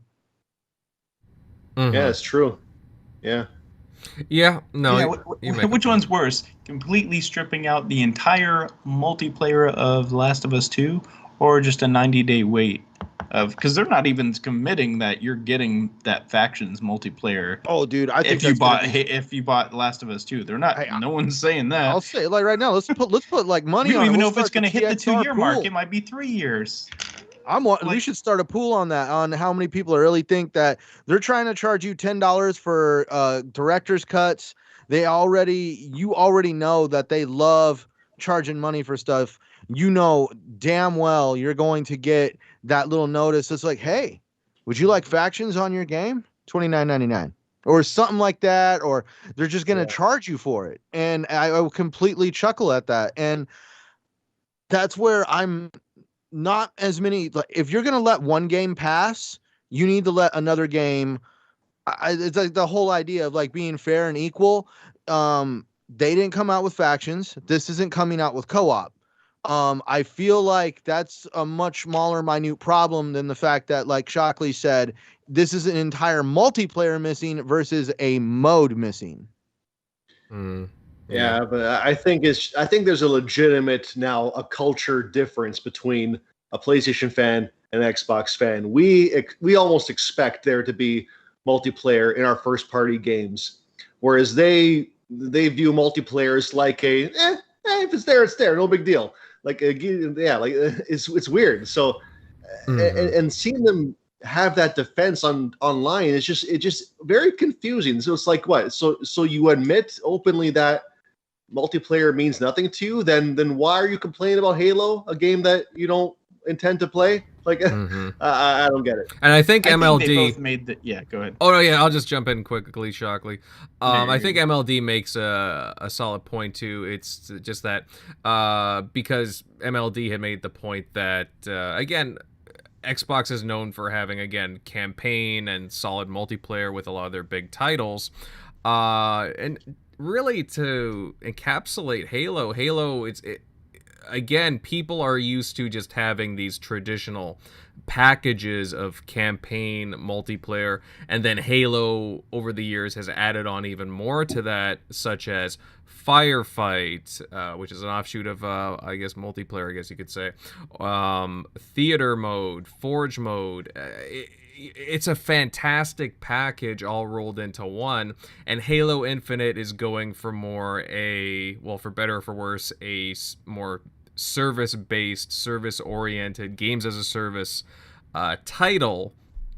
And I don't think a lot of people are either aware of that or are just prepared for that transition. For better or for worse. It's just different. It's different nowadays how they're approaching the game development. And as you guys said too, it's the Slip Space engine. It's a completely different engine. And games again, they take time. Go ahead, Shockley. Continue with what you were saying. No. I think both Naughty Dog and 343 are making the right decision that they both made for each other, but. I was just trying to call out that part that I saw. But yeah, I was trying to lost my train of thought there for a second. But sorry, I don't know. It's just I get it. It like if it's not ready for you to like drop the money down, that is totally your decision. Like I dropped money down on the Returnal, and they didn't even finally get you're supposed to have these like when other people died, you were supposed to be able to fight a boss that like killed them and get like certain drops and stuff. They never got that working until like after a couple months. I'd already beat the game by that point, so I never even got to experience the point that they promised was there at launch. Not to mention wasn't working for quite a few people to even like open doors and shit. So it's like, I don't know. I just feel like the reason they're being held to the standard is that they are using this IP, which is, second to like some Nintendo IP, and Microsoft hasn't had many AAA first-party games. That's not really a fault of Halo. That's more of a fault on them investing in first-party. Yeah. Over the like that's why you kind of get passes in the sense like, hey, God of War, we never even saw it, and you guys sold us on it to buy the PS5, and then you never even saw a CG trailer or something just to understand like what you're kind of going for, get a sense of the art direction, like, or the style that you're going with. Nothing other than a logo, like. But the reason why they get a pass on that is because of that stuff. But I don't know. It's just I think it's just hilarious that they get called out in such a way that others don't. Like even GT Sport was $60 and it lacked a ton of content. It was like close to in a sense it nailed down the multiplayer part that they were going for. That was the whole reason to even buy that game, and it was rock solid on that. But it was lacking a ton of content, kind of like the old GT5 prologues where they were just like a shell of a game, couldn't even have offline saves, and they sold it for $60. So it's just like stuff like that. All right. Sorry, I'll just add on quickly here, guys. One Away Dragons TV in the chat with this $5 super chat. Thank you very much, pal. This is the first Halo on the cloud, Xbox One, Series X, S, and PC. That's a lot of work. The campaign is the most important, and the multiplayer is what matters. And I think he brings up a good point, guys. One that I'd want to make is that, again, you're seeing a cross-generational game on several different types of hardware with different types of scaling. It's hard. It's hard work. I certainly get that. I'm not a game developer, but, there's a lot of different resources going into this and trying to make everything work at once. And if there's a lot of changes being made over the past year or so with Joe's involvement and other personnel, then I can see why they may have had a tighter focus on campaign and multiplayer as opposed to, other parts of the package. That would make sense, I suppose. I'm not sure who wanted to chime in there. Go ahead. Oh, it wasn't me, but I mean, I'll just say, I mean, let's have an example here. You got Ratchet and Clank, a great game. I'm not knocking the game, but it was only made for one platform. And let's see, and it's a single player game. You can beat it in 10 hours, and that's it. This is a game that has a single player aspect, but also a multiplayer one. So now you got to rely on server stability. And it's also on it's also cross-gen. It's also on cloud. You got to factor in all the scaling, like all this stuff. And it's gonna be free to play. So you're gonna get a massive influx day one that you have to prepare for. There's just a lot of things behind the scenes that 343 has to do that other developers just don't do at all. And I think people don't give 343 enough credit for that, of what they're trying to accomplish. A lot of games these days, you're lucky if they even have a multiplayer component. It's either multiplayer only or single player only. Never mind things like co-op and a map editor. Halo is a very rare gem where it's trying to do so much in one package. So it's just again, it's a rarity these days. And 343, they stumble here and there to make the deadlines, but people got to give credit where it's due. What they are attempting to accomplish requires a lot of back-end planning. Just to add on, MLD, I will say, though, it is pretty... I mean, we talk about... I mean, this is 343's baby, and you're absolutely correct. One thing that I will mention is that, I mean, they have a lot of other developers working on this, too. Spirasoft, Skybox Labs. I think even the Initiative, in some form, is helping out with the game. And I think there's another studio. It's eluding me at the moment. Oh, Certain Affinity. I would say that, judging by the history with some of those studios, Certain Affinity is probably helping with multiplayer maps and modes. Because they have in previous iterations of Halo as well. Skybox Lab, I want to say they're working on Forge solely, if I'm not mistaken. Somebody can correct me in the chat. But this game, I don't think a lot of people understand. Like, this is a huge undertaking. But by Xbox's Halo title. There's a lot of moving parts in here. I do like kind of wonder about how, this game was kind of managed, and I would like to question some of the more senior guys at the top, like kind of like how, again, things were being managed. I mean, obviously we saw last year Chris Lee leaving, Joe Staten coming in, but I don't know. I'd just be curious to hear about, like, afterwards, some of the stuff that was going on in 343. I mean, again, I'm being positive, guys. I really do like the way that the game is shaping up, and I really hope that they show more. I don't know. There's some things I'm just kind of wondering about if there's some stuff going on behind the Love scenes. that it's being compared to Cyberpunk and Anthem. Well, games that were completely, especially Anthem, I had that day one. That game was a shell, completely lacking content, any direction of like what you're supposed to be doing, and just buggy freaking mess. Like that's not even. I love that. I think it was the Red Dragon. He kind of made that post of like, comparing it to those. Oh God! So that itself is a whataboutism. And then I made the comment, hey, it worked out for Last of Us 2. No one even talks about factions anymore up until, this past week.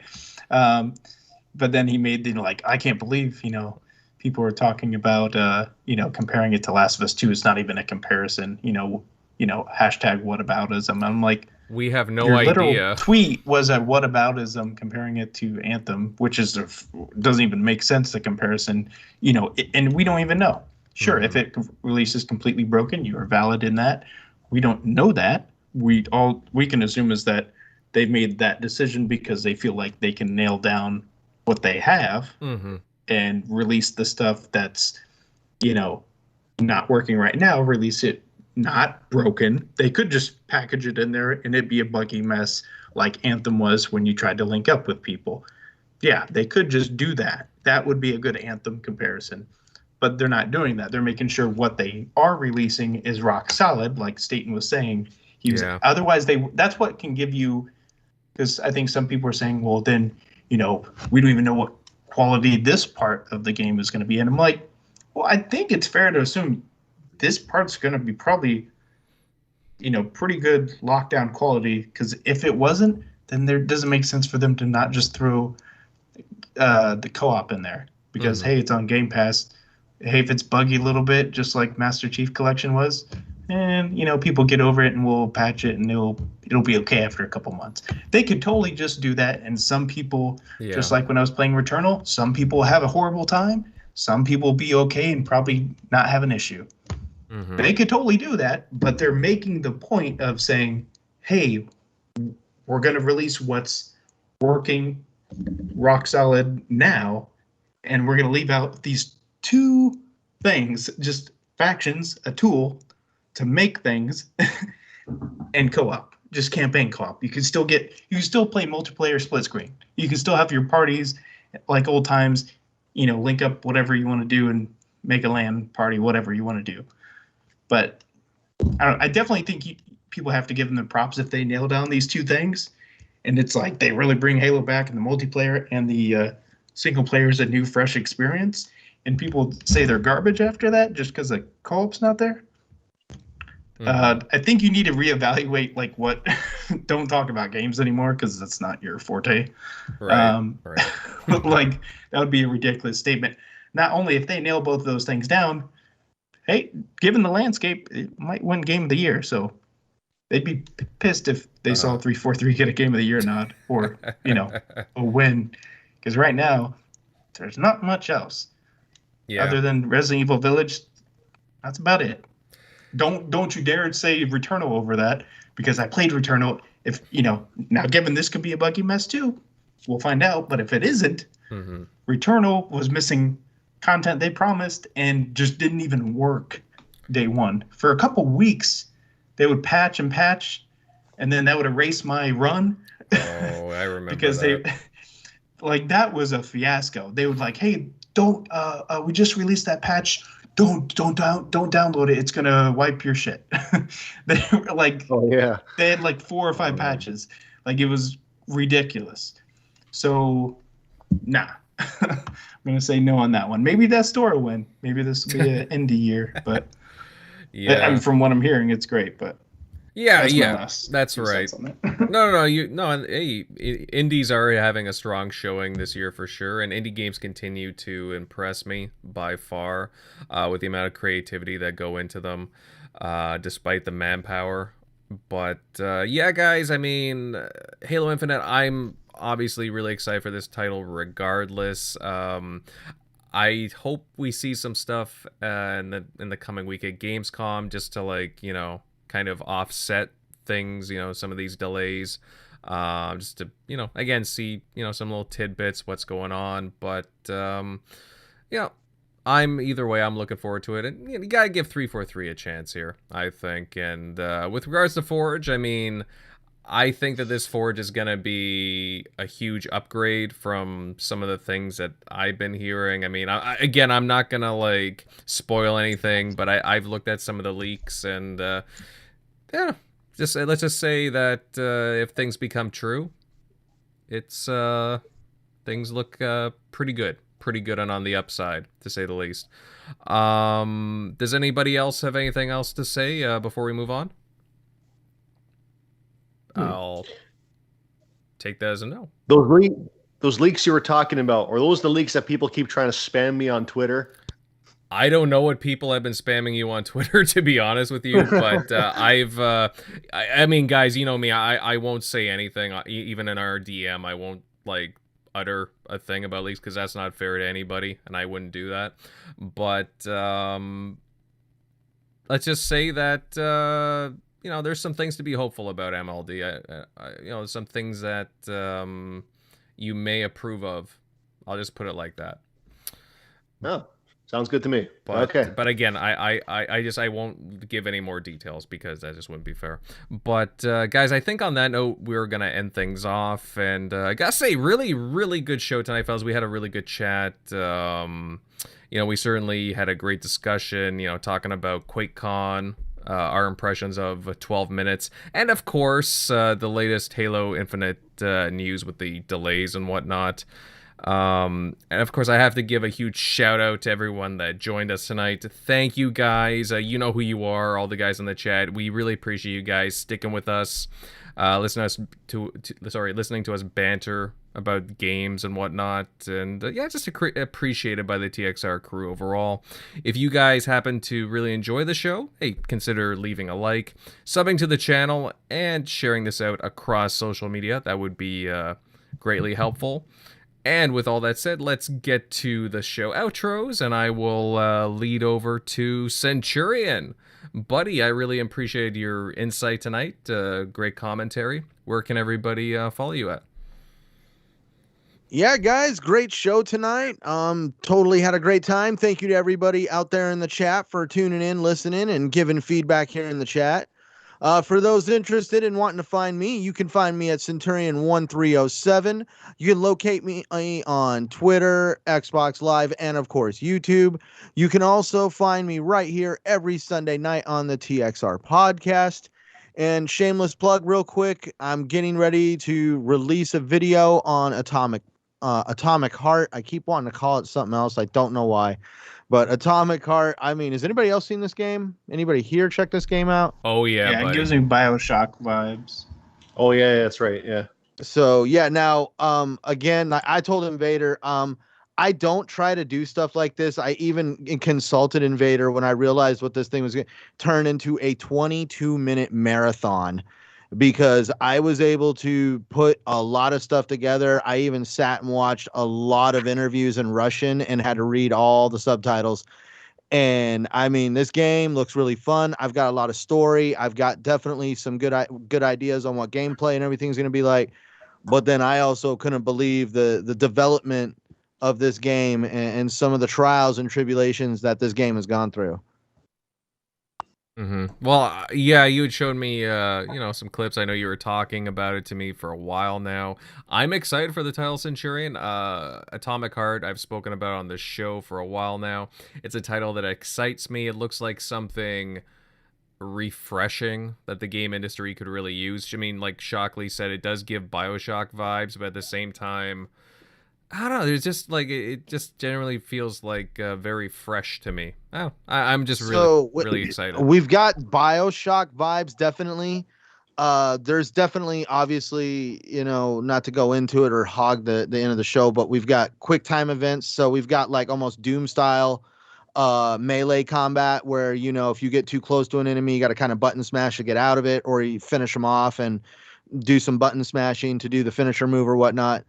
But definitely, I want to say, at least with BioShock was a heavy emphasis on your powers and gunplay. I'm not too sure this is what it's going to be, at least very early in the game. I think early in the game, it's going to be mostly melee combat and sneaking around. And it's almost like I've heard some of the people that I've listened to almost compared the combat to Souls. Purely because, you just can't go in and just swing, knock a few things down. You actually got to kind of hit them with the object that you have, take a step back and block or whatever. There's actually more like a strategy to fighting because they just don't go down very easily from what I've noticed. Mm-hmm. Yeah, well, hey guys, definitely keep your eyes peeled out for Centurion's video. Yeah, sorry, I didn't mean to do that. I get excited about talking about new, refreshing games. I could talk about all the bad stuff all day long, but new games are fun. All right, we'll dedicate a show just to the bad stuff, what Centurion considers shit. So just so everybody knows that. Oh God, no. That's why I just never like the whole co-op thing with Halo. For me, it's like, yeah, it sucks. Yeah, it doesn't look great, but is it going to deter me from playing the game and having fun? No. Yeah, no, totally. But, thanks, everybody. Keep your eyes peeled out for Centurion's next video. Eric Shockley, buddy. Gotta say, really, really fantastic commentary tonight. Love your, your thoughts on all these different gaming matters. Where can everybody in the chat and listening in follow you at? Yeah, as always, you can find me at ShockNero on Twitter, Easy Shock on Xbox Live, but... Yep, it's going to be definitely next, when's the Gamescom? I think it's like in 3 days. So maybe, I think they're still going to wait closer to launch before we, kind of like Gears 5 was, before we see more of the campaign. But it'll be cool if it drops. It'd be a great way to bounce back from that Friday news to show us a glimpse of like, here's that campaign. And people like, oh, okay, great. Well, this, to kind of calm some of that, calm some of those fears. But hopefully we see some. I'm not sure what's going to be in store. Hopefully, maybe some stuff from Crossfire X or something that we haven't heard or seen about. So hopefully, some good content this week. Well, they said games that we already know about. So that would be a nice title to hear from. But and our previous guest, Paris, he's hosting it again. So. Yes, yep. Yeah, that's correct. Look forward to seeing Paris host the show. Definitely does a good job with that, with the hosting of the shows. And moving along here, MLD buddy. Hey, always fun having you on, bud, and telling it like it is. I know all the there's some viewers here in the chat that were praising you. Where can everybody follow you at? Oh, yes. Thank you. Yeah, on that note, I was looking at the chat myself. 9 lives, 210. You're awesome. Thank you. But yeah, General MLD is my YouTube. At MLD Ghost is my Twitter. Yeah, this was a great show because, Halo's my favorite IP. This is obviously a subject I'm very passionate about. I got no problems just, telling like it is, my perspective, the perspective of all the fans as a whole. Overall, I am not. My hype is not deterred one bit. It is what it is. I'm not going to defend him here. But it happened, right? But I still cannot wait to play Halo Infinite when it comes out. I'm there for the campaign. I'll be there for the multiplayer, and when co-op comes out, I'll play that too. And even when Forge comes out, I'll mess around with that and see if it's worth digging deeper. So. Overall, and even going back before 12 minutes, like guys, check it out. Game Pass is full of great indie games you may not have noticed, but there's definitely, like 12 minutes, there's a lot of gems there if you just just take the time to look. So yeah, it was a great show, guys. Thank you. Well said, brother. And to round things off, this is Invader, and you can find my content over on YouTube at Invader Gaming. I gotta say, again, fantastic show. I thought it was a really well-rounded, good talk. Again, I'm a passionate Halo fan as well. And yeah, I mean, sometimes you just call things as it is. When you really love an IP, you want to see it do well. You really speak your heart, and I think everyone here on the panel certainly did. But saying that, for next week's show, we look forward to seeing you here next Sunday for our interview with 12 Minutes game director Luis Antonio. I think it's going to be fantastic, but wait and see. We're just really excited to have him on. But on that note, guys, are you gonna secretly ever tell us that you also got William Dafoe? Dude, I was gonna surprise you guys with the entire cast on the show. Oh my god! Why stop at Willem Dafoe? As a matter of fact, we're doing via live satellite from Gamescom. Tickets are in the mail. Oh man, God. That would be something. That would be really something since you're in. But oh yeah. No, I'll save. Dude, I'm sorry. I would be just enamored with being able to talk to him. Like, so tell me, what is a day in the life of William Dafoe like? Like, I want to know, can you even walk into a Starbucks without someone bothering you? Yeah, and then at the end of the show, Willem Dafoe asks for your autograph. Oh, God. Yeah, right. Yeah. Like, can you sign it, fanboy? Are you serious? Yeah. Well, hey, you never know, buddy. You never know that internet fame. Don't let it all go to your head. But yeah, guys, I think on that note, we're gonna call it a night. But yeah, we look forward to seeing you here next week. Have a good one, fellas. See ya.